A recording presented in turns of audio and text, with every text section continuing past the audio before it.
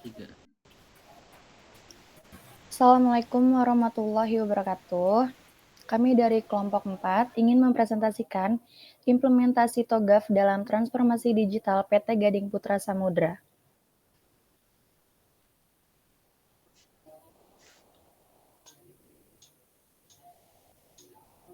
Perkenalkan, nama saya Anissa Septiani.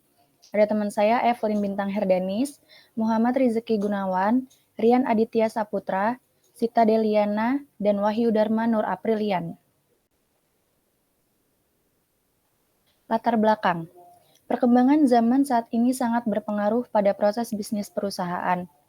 PT Gading Putra Samudra atau PTGS didirikan tahun 2012 bertujuan menciptakan nilai baru untuk memenuhi harapan stakeholder dengan menyediakan layanan sea offshore.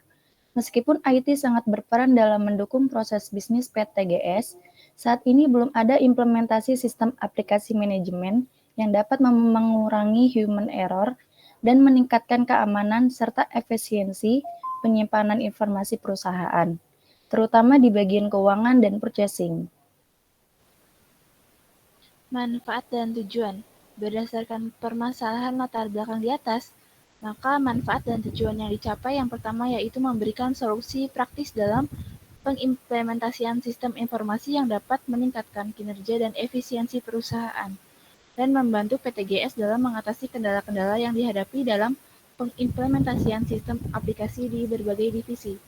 Yang kedua, mengidentifikasi kendala-kendala yang dihadapi PTGS dalam pengimplementasian sistem aplikasi pada bagian manajemen, keuangan, dan purchasing.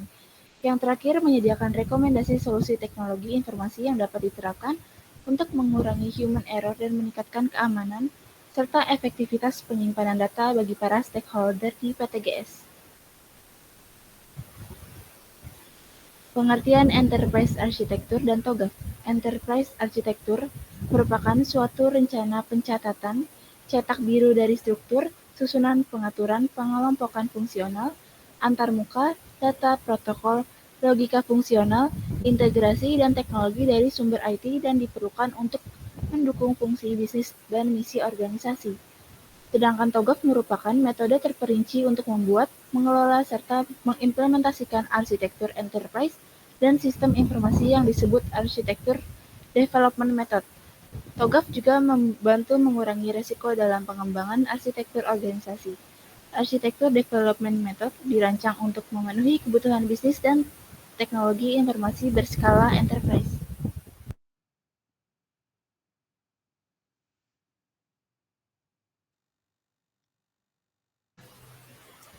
Selanjutnya ada preliminary phase. Tahapan ini adalah tahapan awal yang merupakan tahapan persiapan dalam melakukan perencanaan arsitektur enterprise. Dalam tahap ini mendeskripsikan aktivitas inisiasi dan persiapan untuk bisa memenuhi requirement agar perencanaan enterprise arsitektur dapat berjalan sesuai dengan proses bisnis dan prosedur perusahaan.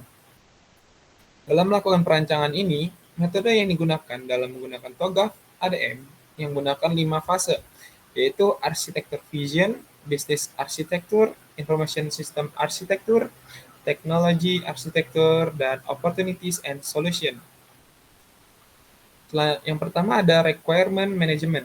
Semua fase pada TOGAF ADM termasuk requirement management karena setiap fase yang ada saling berhubungan dan berpacu pada requirement management. Fase ini menunjukkan untuk melakukan detail kebutuhan perusahaan dengan melakukan dokumentasi kebutuhan pengguna. Tujuan fase ini untuk menyediakan tahapan mengidentifikasikan dan pengelolaan kebutuhan enterprise. Selanjutnya ada fase A, yaitu arsitektur vision.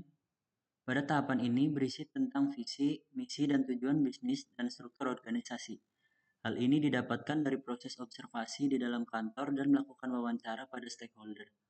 Berdasarkan observasi dan wawancara pada stakeholder perusahaan, didapatkan untuk menunjang proses bisnis perusahaan dibutuhkan perancangan SI atau TI, yaitu pertama, memberikan layanan untuk meningkatkan dan membangun hubungan kerjasama jangka panjang dengan mitra bisnis. Yang kedua, merancang blueprint arsitektur enterprise sebagai acuan untuk perusahaan dalam membantu proses bisnisnya. Yang ketiga, membangun sistem data yang terintegrasi pada setiap bagian divisi di dalam perusahaan. Yang keempat, membangun sistem sharing data antara divisi untuk mempermudah visi dalam pengiriman data.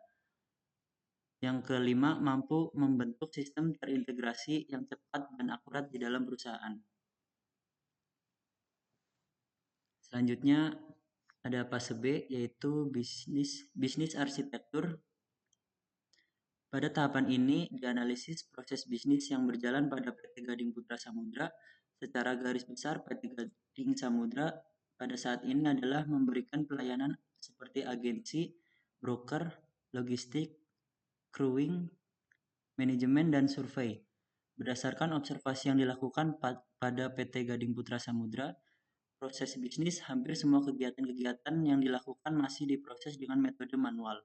Sebagai contoh, di saat divisi KHSE perlu untuk melihat prosedur atau SOP karyawan harus melihat logbook yang tidak efisien dalam pencarian data, melihat data yang terdapat di bagian QHSE sangat banyak.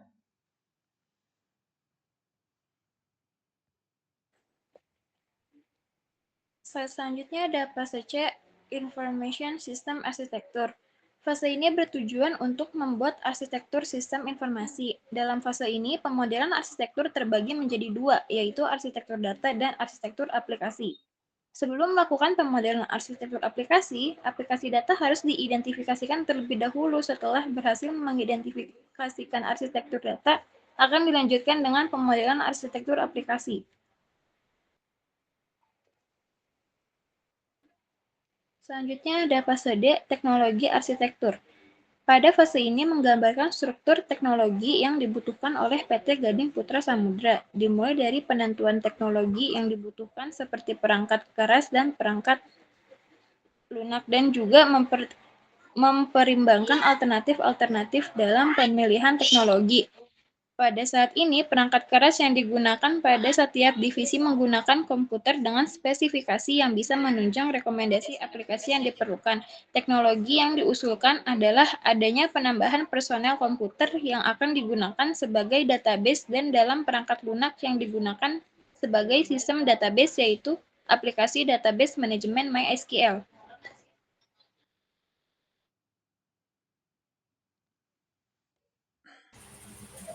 Selanjutnya di sini ada kesimpulan. Berdasarkan hasil dari penelitian dari PT Gading Putra Samudra, dapat diambil kesimpulan dengan menggunakan TOGAF ADM untuk membuat enterprise arsitektur pada perusahaan PT Gading Putra Samudra dapat menghasilkan perancangan sistem secara umum yang sesuai dengan visi dan misi pada perusahaan dan dapat diimplementasikan pada kasus lain yang memiliki kasus yang sama. Dari hasil penelitian didapat, beberapa arsitektur aplikasi yang didapatkan dari hasil observasi dan wawancara pada stakeholder perusahaan, yaitu pada bagian BDP didapat satu aplikasi, pada bagian QHSE didapat satu, pada bagian HRD didapatkan satu aplikasi. Untuk meminimalisir kertas didapat 3 aplikasi, pada divisi purchasing didapat 3 aplikasi, pada bagian accounting didapat 3 aplikasi, dan pada bagian finance didapat 2 aplikasi yang akan diintegrasikan menggunakan database.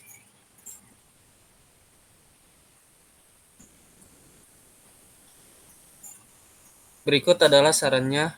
Pada penelitian berikutnya, diharapkan melakukan penelitian hingga fase pada TOGAF ADM lebih detail, hingga fase E, opportunities dan solution, fase F, migration planning, fase G, implementasi governance, dan fase H, arsitektur change management, agar pengimplementasian perencanaan enterprise arsitektur menjadi lebih mudah dan lebih baik.